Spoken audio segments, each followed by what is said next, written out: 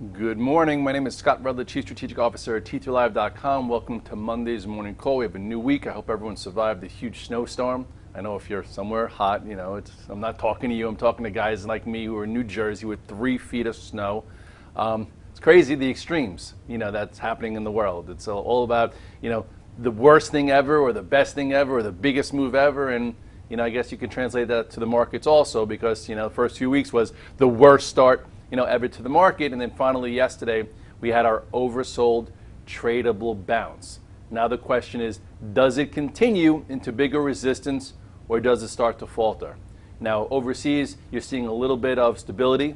Asia had a big bounce late last week, and the Nikkei is up another %, HK is up a little bit, Shanghai's up a little bit, and Europe also, after Draghi's statements, had 2 strong days, isn't giving much back.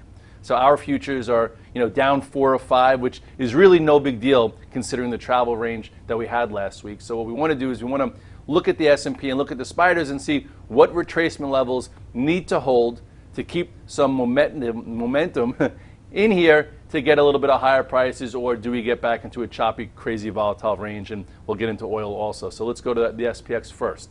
If you look at the chart here of the SPX, you'll see that last week was almost a perfectly orchestrated undercut of the 2015 lows, where it broke below, gave you 1812 to the downside, which is your new pivot low for 2016. Then that was Wednesday. Then on Thursday, we held higher, gave you a nice higher low. Actually, it opened up lower. I remember coming in here that day, we were down 4 or 5 handles before Draghi. And then Friday, you had some follow through on oil going, higher and Asia strength. So the question is, can we see this spot at some point, in the next week or so? Or can we see this spot? Or, or not even up to here. So that's pretty much what I think most traders are trying to figure out. You have resistance 1, resistance 2, and then heavy, heavy, heavy resistance.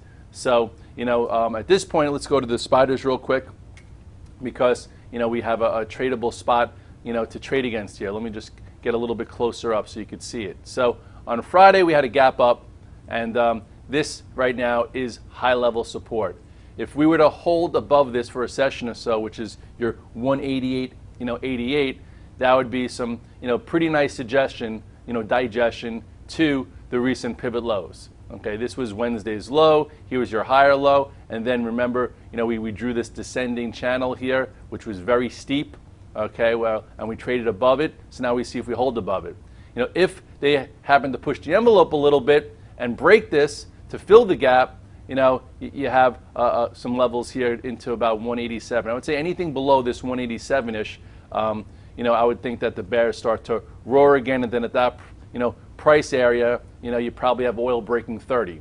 If we do hold yet Friday's low in this, and we take out Friday's high of 190.76, you have your real next point of reference, a micro one. This is micro, into the 191.40s, and then really before people start like selling some intermediate longs again, if they were, in the penalty box here, that's right around 194.86, and then you also have another point of reference along the way. So lots of little points of reference here, and then we also, have the Fed Tuesday, Wednesday. So typically, from my experience, ranges get a little tight going into a Fed meeting, even though this one's not, going to have a big conference and no one's expecting anything huge. Maybe they change the language into a little bit more risks, to growth.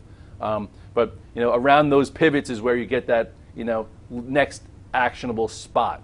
So maybe it's a 193, maybe it's a 191.5, maybe they continue to go up a little bit and then have shorts on the rope into bigger resistance. But we'll cross that bridge when we get there. At this point, oil is down a little bit today. Iran, I think, sold their first big lot, for the first time legally in a while. So let's take a look at the USO. The USO real quickly. You go here. You had, this has been in a crazy, crazy downtrend. Last time, oil had its, tradable move. You had 3 strong days, if you remember that, and then it did a whole lot of nothing for like 3 months before it wound up breaking, lower and broke this, inside pivot and made new thresholds lows and made the market care again. So market really goes nuts when you break threshold lows, and at this point, maybe we're away from that for a little bit. So if you're looking here, I would say you would think that if oil is going to hold a little bit, on the USO, you have a high here of 870-ish, and then you also have Friday's gap, which it's already in, and then again, if it did hold in there and came up, this is where I was looking at resistance. A lot of guys took some pain, but caught the big short in the DWTI, and now I know why everyone was looking for it, because when it happens pretty damn fast.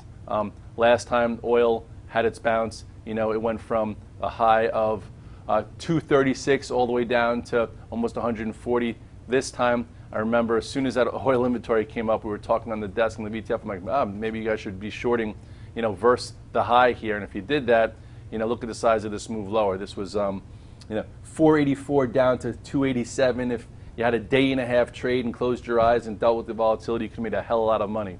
So now it's bouncing a little bit here. So see, what happens here, into 327, and then, the bottom of this gap here is 362. But this is not for the faint of heart. I think a lot of us were hoping on one more gap up in oil, so you could have bought a little bit here for some kind of tradable, bounce a little easier. Now that it's up 20 points, I think it's going to be a little bit tougher.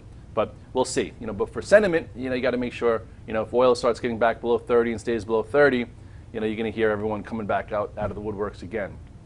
As far as other sectors, the Qs was the strongest sector, and it led again on Friday.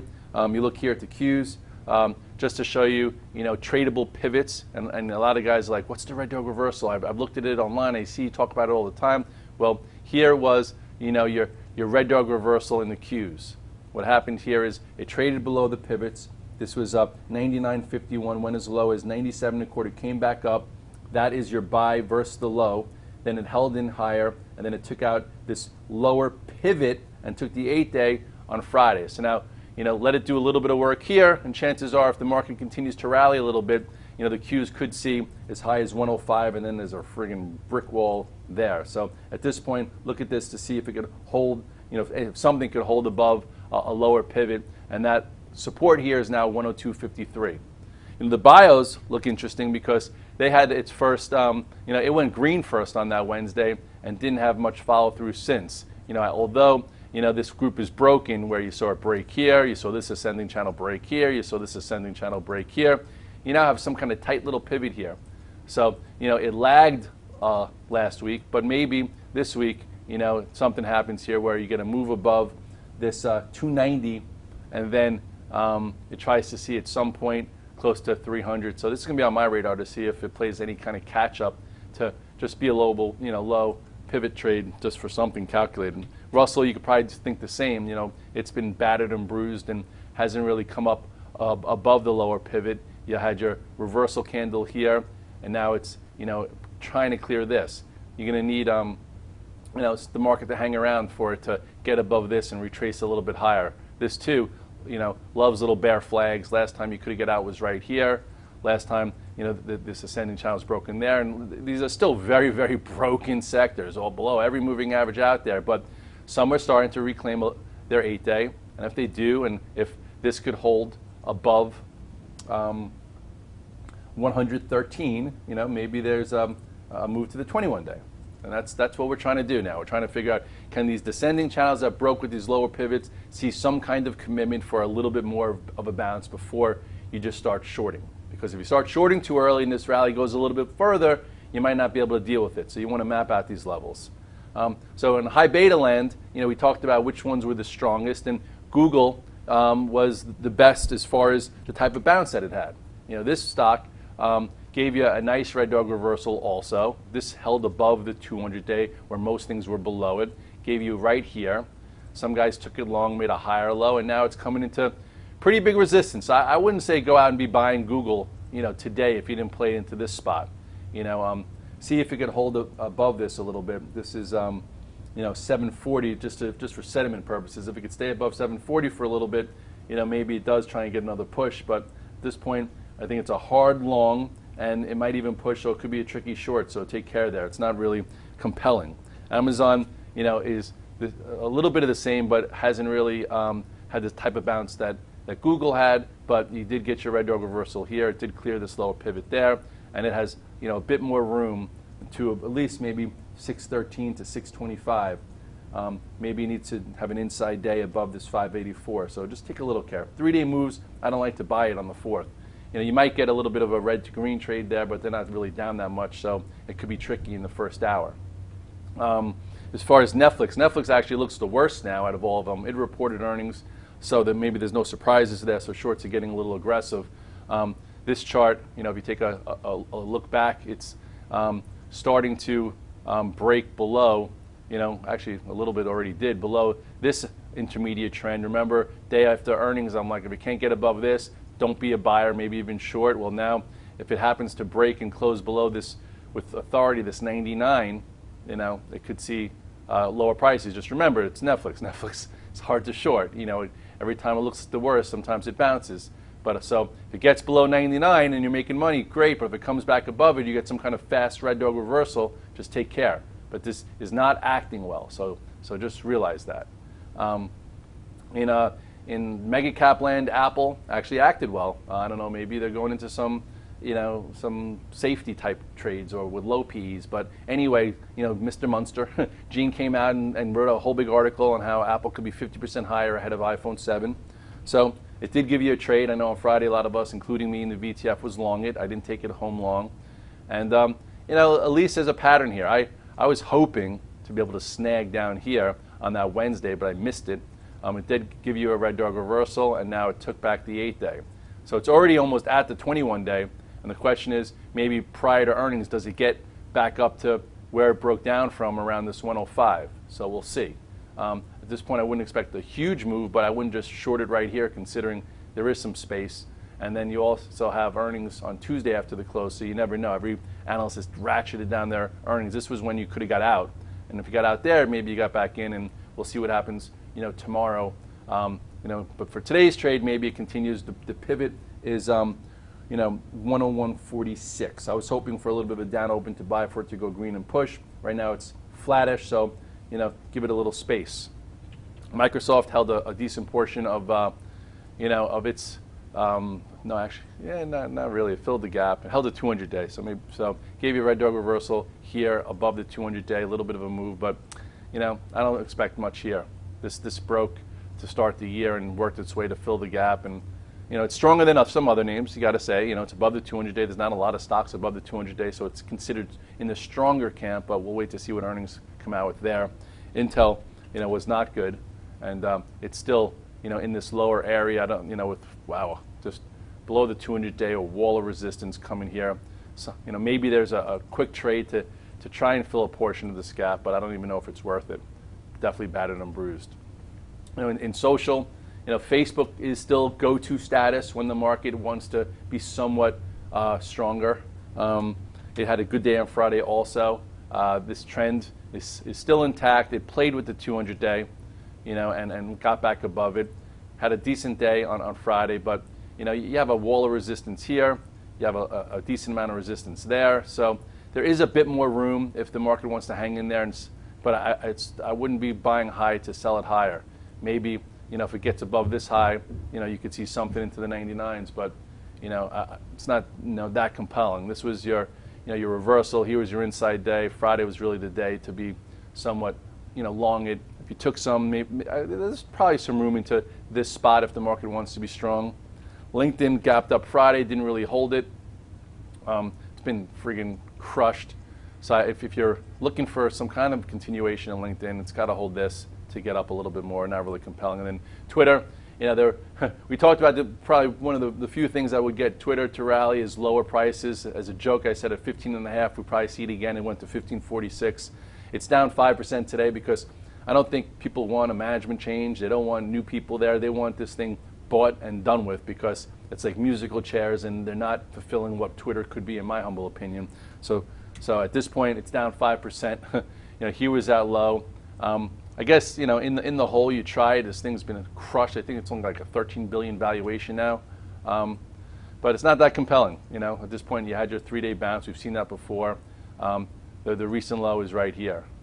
If you happen, let's see. Sorry. So just on a purely micro sense, I think this is where it's opening up. So maybe if you wanted to buy a little versus this, but then this is the low. I only get interested when you see new lows in Twitter because, you know, and new lows, lower prices beget, you know, more speculation.